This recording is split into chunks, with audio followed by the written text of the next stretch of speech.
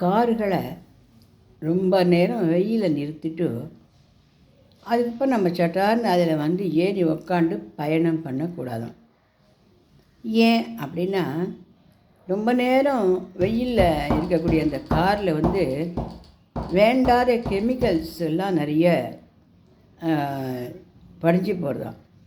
அது சீட்டில், அந்த ஜன்னல் இந்த ஓரங்களில் அதெல்லாம் படிஞ்சு போகிறது வந்து நமக்கு புற்றுநோயை கூட உண்டாகக்கூடிய இதாக இருக்குது அப்படின்ற ஒரு கண்டுபிடிச்சிருக்காங்க.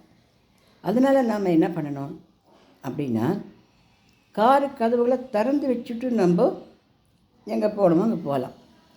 அல்லது கார் கதவை மூடி இருந்தோம்னா அந்த கார் கதவுகளை திறந்துட்டு அந்த வெயிலேருந்து நிழலில் கொண்டு வந்து அந்த காரை நிற்க வச்சு அந்த கண்ணாடி ஜன்னல்கள் கார் கதவுகள், நம்ம உட்காந்துக்கிற சீட்டுகள், கைப்பிடி, அந்த ஓட்டின்னு வரோம் இல்லையா அந்த இடம் எல்லாத்தையும் வந்து நிதானமாக நல்லா தொடச்சி கிடச்சி நல்லா பண்ணிவிட்டு அதுக்கப்புறம் அதில் ஏறி வந்து நம்ம பயணப்படணும். ஏன்னா அந்த காரினுடைய கெமிக்கல்ஸும் அந்த சூரிய வெளிச்சத்துடைய அந்த ஒன்றும் சேர்ந்து ஒரு தீமையான ஒரு காற்றையோ அல்லது ஒரு நிலைமையோ அந்த காருக்கு ஏற்படுத்துறது அப்படிங்கிறது இப்போது கண்டுபிடிச்சிருக்கலாம்.